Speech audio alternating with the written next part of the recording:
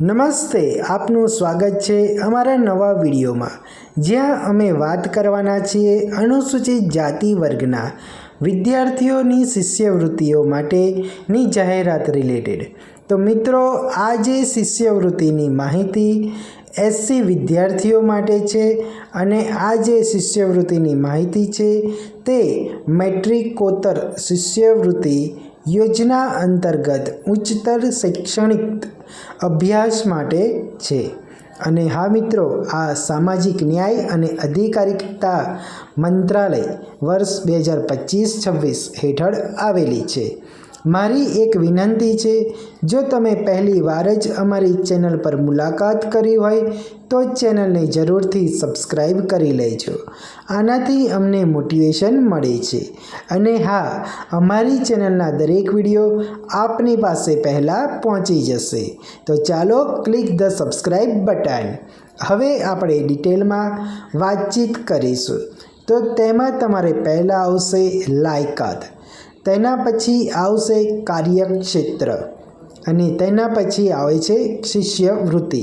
હવે દરેક જે પોઈન્ટ છે તેનું વિગતવાર આપણે માહિતી તમને આપીશું।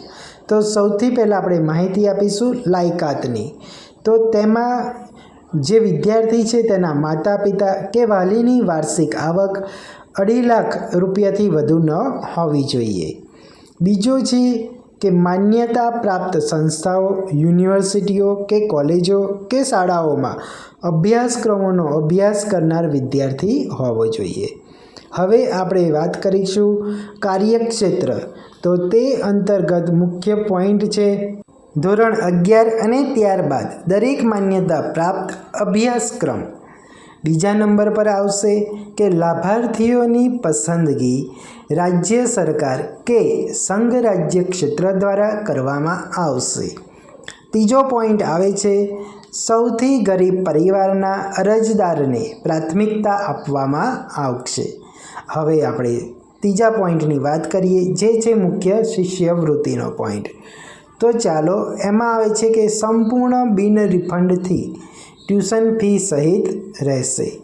બીજું છે પ્રતિ વર્ષ 2500 રૂપિયાથી લઈને 13,500 રૂપિયાનો શૈક્ષણિક ભથ્થો મળશે।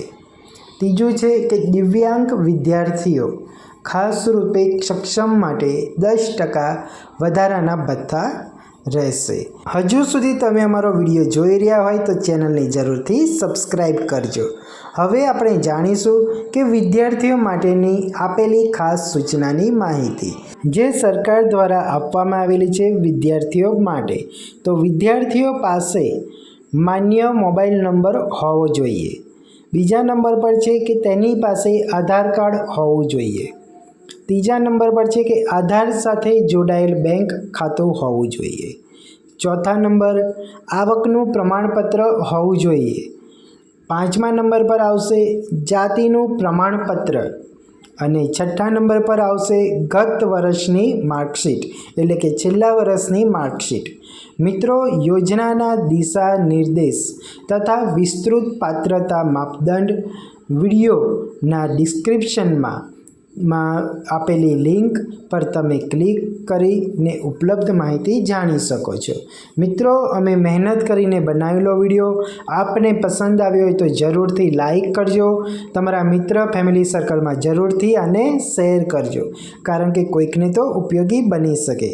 અને હજુ સુધી અમારી ચેનલને સબસ્ક્રાઈબ ના કરી હોય તો ચેનલને જરૂરથી સબસ્ક્રાઈબ કરી લેજો। તો ચાલો, હવે ફરીથી મળીશું નવા વિડીયોમાં આવી જ માહિતી સાથે। ત્યાં સુધી જય હિન્દ, થેન્ક યુ, આભાર, ધન્યવાદ।